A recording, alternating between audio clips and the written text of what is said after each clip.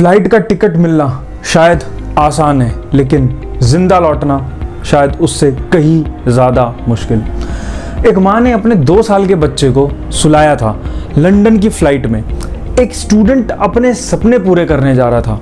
एक पूरी फैमिली अपना सफ़र एक नए जीवन के लिए शुरू करने जा रहा था। लेकिन टेक ऑफ के सिर्फ 30 सेकंड बाद कॉकपिट से एक आवाज़ आती है, मे डे। मे डे का मतलब होता है help me, I am in grave danger. ये वर्ड 3 बार रिपीट किया जाता है, mayday mayday mayday, ताकि एयर ट्रैफिक कंट्रोल या नियर बाय एयरक्राफ्ट तुरंत अलर्ट हो जाएं। और फिर क्या, फिर एक भयानक क्रैश। ये था एयर इंडिया का ड्रीम लाइनर AI-171 जो क्रैश हुआ अहमदाबाद के पास और 279 लोगों की जिंदगी ले गया। जी हाँ दोस्तों, 279 लोगों की अभी तक का जो आंकड़ा सामने आ रहा है। लेकिन उस अंधेरे में एक रोशनी थी, एक इंसान था जिसने मौत को भी मात दी और जिंदा निकल गया। कैसे, क्या हुआ उस दिन, क्या गलती हुई और क्या सीखने की जरूरत है हमें इस पूरे इंसिडेंट, पूरे एयर क्रैश से, इस वीडियो में हम जानेंगे। आज हम सिर्फ एक क्रैश नहीं, एक सिस्टम, एक कहानी और एक मिरेकल को समझेंगे।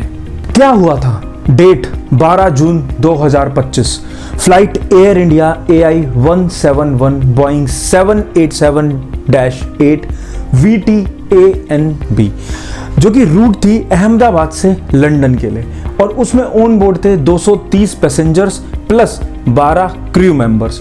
ग्राउंड ऑक्यूपेंसीज जो बाहर लोग थे वो थे 38 से 40 लोग वहां पे मौजूद थे, और कैजुअलिटीज हुई 241 on board members plus 38 ground fatalities, जिसकी वजह से ये टोटल नंबर पहुंचता है 279। ये टाइम लगभग 1:38 इंडियन टाइम के हिसाब से बात है जब प्लेन ने उड़ान भरी। जी हाँ, टेक ऑफ किया। टेक ऑफ के सिर्फ 30 से 45 सेकंड के अंदर जब प्लेन जमीन पे से सिर्फ 650 फीट ऊपर था, उसकी पावर चली गई और बैलेंस बिगड़ गया। फिर प्लेन एक तरफ झुक गया, टिल्ट हो गया और सीधे जाके टकरा गया। जी हाँ, कहाँ?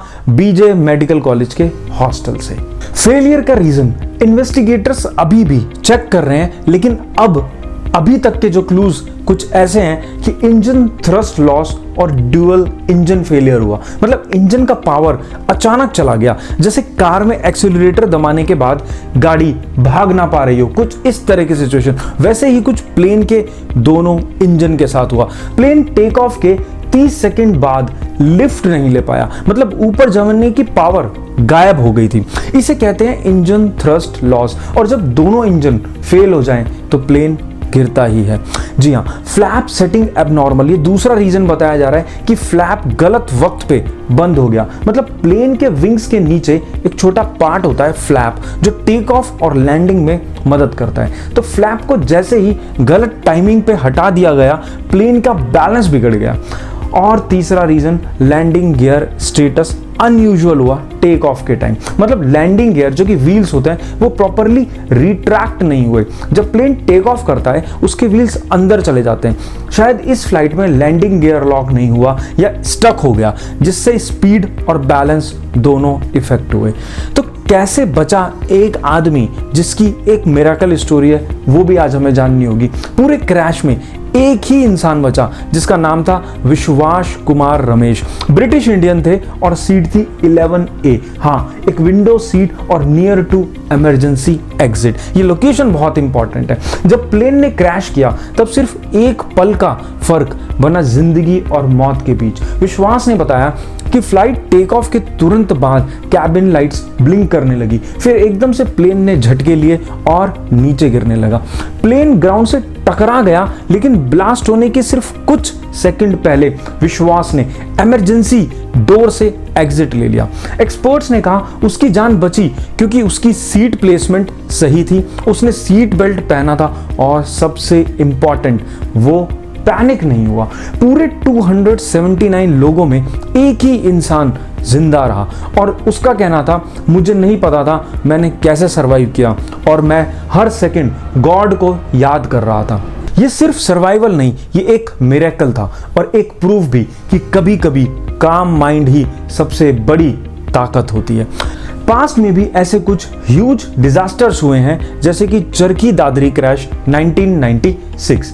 मिड एयर कोलिजन हुआ था दो प्लेन्स के बीच, मतलब इसमें 349 लोगों की मौत हुई थी। इस इंसिडेंट के बाद इंडिया ने एयर ट्रैफिक कंट्रोल सिस्टम को अपग्रेड किया था। सेकंड, यूनाइटेड एयरलाइंस फ्लाइट 232 जो कि 1989 में ये ट्रिपल हाइड्रोलिक फेलियर हो गया था, उसकी वजह से ये क्रैश हमें देखने को मिला। पायलट ने सिर्फ इंजन का प्रेशर यूज करके प्लेन को कंट्रोल किया, जिसकी वजह से हालांकि 185 लोग बच गए थे। एक रीसेंट अपडेट की अगर बात करें तो ब्लैक बॉक्स अपडेट को जानना बहुत जरूरी है। जी हाँ, ब्लैक बॉक्स मिल गया है। अथॉरिटीज ने ब्लैक बॉक्स रिकवर कर लिया है, जिसकी वजह से अब हम क्रैश का एग्जैक्ट रीजन जानने लायक हो गए हैं। इसमें रिकवर क्या हुआ है, देखिए दो चीजें, फ्लाइट डेटा रिकॉर्डर जिसको FDR and cockpit voice recorder जिसको CVR बोलते हैं, दोनों ही मिल चुके हैं। ब्लैक बॉक्स इतना इंपॉर्टेंट क्यों है? देखिए ब्लैक बॉक्स में इंजन एंड कंट्रोल डेटा होता है, मतलब कि कितनी ऑल्टीट्यूड पे गया, स्पीड कितनी थी, इंजन थ्रस्ट लेवल्स क्या थे, ये सारी तमाम जानकारी ब्लैक बॉक्स हमें देता है। दूसरी कि कॉकपिट में कॉन्वर्सेशंस क्या हुई थी, जिस टाइम भी ये क्रैश होने जा रहा था उस टाइम पायलट्स के बीच में क्या कहा सुनी हुई या पायलट्स ने क्या कहा और कॉकपिट में अलार्म्स क्यों बज रहे थे, इन सारी चीजों की जानकारी ब्लैक बॉक्स हमें देता है। DGCA ने 15 जून 2025 से एयर इंडिया के सारे B787, 8, 9 पर एनहांस्ड सेफ्टी इंस्पेक्शंस ऑर्डर किए, जैसे कि checks include engines, hydraulic systems, flaps, gear, fuel systems, तमाम चीजें। एक जो बहुत बड़ा क्वेश्चन निकल करके आता है वो ये है, क्या इसमें पायलट्स की गलती थी? देखिए इस फ्लाइट के कमांड में दो बहुत एक्सपीरियंस पायलट्स थे। कैप्टन सुमित सबरवाल जिनकी उम्र तकरीबन 55 साल, फ्लाइंग आवर्स 8200 आवर्स का फ्लाइंग आवर्स, एयरलाइन के सीनियर मोस्ट पायलट में से एक, 1994 से फ्लाइंग कर रहे थे, बहुत कंपोज्ड, डिसिप्लिन और एक्सपीरियंस ट्रेनर भी थे। देन सेकंड नंबर पे क्लाइव कुंदर जो कि फर्स्ट ऑफिसर थे, जिनकी उम्र लगभग 32 साल और फ्लाइंग आवर्स 1100 घंटे के। इमरजेंसी और इंटरनेशनल लॉन्ग हॉल फ्लाइट्स के ये एक्सपर्ट माने जाते थे और एयर इंडिया में भी इन्हें 5 से ज़्यादा सालों तक का एक्सपीरियंस हो चुका था। इन दोनों ने अपनी ज़िंदगी और करियर हर एक फ्लाइट में इन्वेस्ट किया था। तो जब हम सुनते हैं कि पायलट एरर हो सकता है, हमें क्लियर होना चाहिए ये कोई नौसिखिए नहीं बल्कि हाई कैलिबर प्रोफेशनल थे। जी हाँ, मतलब अगर कोई प्रोसीजर मिस हुआ या किसी न्यू पायलट की गलती नहीं थी और फिर भी इतना बड़ा रिजल्ट हुआ, ये शो करता है कि सिस्टम फेल होने पे इवन एक्सपीरियंस्ड लोग पावरलेस हो जाते हैं।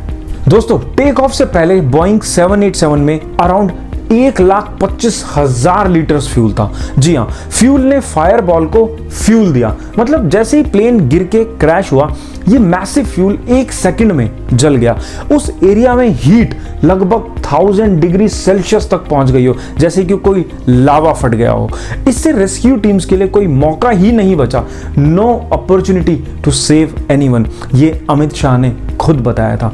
देखिए फ्यूल क्रैश का रीजन नहीं बल्कि उसका इंपैक्ट बढ़ा दिया, इस तरह से हम समझ सकते हैं। देखो अगर फ्यूल बहुत होता है तो फायर बड़ा और इंटेंसिव होता है, लेकिन प्लेन क्रैश होने में इस फ्यूल का कोई इतना खास इंपॉर्टेंस नहीं है। वो होता है टेक्निकल फेलियर, जैसे इंजन लॉस, फ्लैप या गियर सेटिंग गलत होना या हाइब्रिड सिस्टम फेल। फ्यूल ने सिर्फ आफ्टरमैथ को ज्यादा भयानक जरूर बना दिया, जिससे कि सर्वाइवल और रेस्क्यू का चांस ऑलमोस्ट 0 हो गया था। एक सवाल और उठता है, क्या पैसेंजर्स को मॉक ड्रिल देनी चाहिए?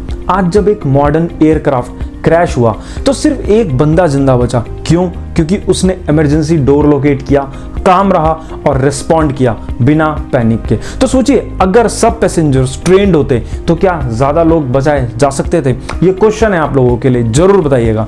मॉक ड्रिल्स फॉर पैसेंजर्स होती क्या है, इमरजेंसी ब्रेस पोजीशंस कैसे लें, एग्जिट डोर का एग्जैक्ट लोकेशन पहले ही याद रखना, लाइफ जैकेट, ऑक्सीजन मास्क का correct use, fire smoke situation में कैसे रिएक्ट करें, कैबिन क्रू की कमांड्स फॉलो करने का प्रैक्टिस। यस, देखिए इंडिया में क्या हो सकता है, फ्रीक्वेंट फ्लायर्स के लिए हर 3 महीने में एक 5 मिनट का सेफ्टी प्रैक्टिस ऐप, मतलब एप्लीकेशन के जरिए, ऐप्स के जरिए उस प्लेटफॉर्म पे उनकी ट्रेनिंग हो जाए ताकि इमरजेंसी आने पर वो रेडी रहें। DGCA लेड ड्रिल्स एयरपोर्ट पे पब्लिक अवेयरनेस के लिए की जाए, जैसे कि हम देखते हैं कि फायर ड्रिल्स स्कूल्स में की जाती है, कॉरपोरेट्स में की जाती है, उसी तरह से।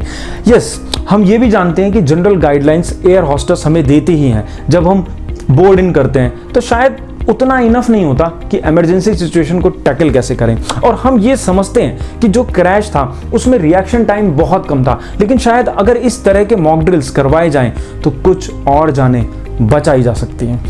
इमरजेंसी में सबसे बड़ा डिफरेंस होता है काम माइंड और क्लियर एक्शन का, और वो सिर्फ तब होता है जब हम मेंटली प्रिपेयर्ड होते हैं। मॉक ड्रिल्स ट्रेनिंग नहीं, एक सर्वाइविंग स्किल्स है, क्योंकि एक क्रैश कभी भी बता के नहीं आता। अगर आप रेडी हो तो जिंदा लौटने के चांसेस बढ़ जाते हैं। जी हाँ, जिम्मेदार बनो, तैयार रहो। जय हिंद।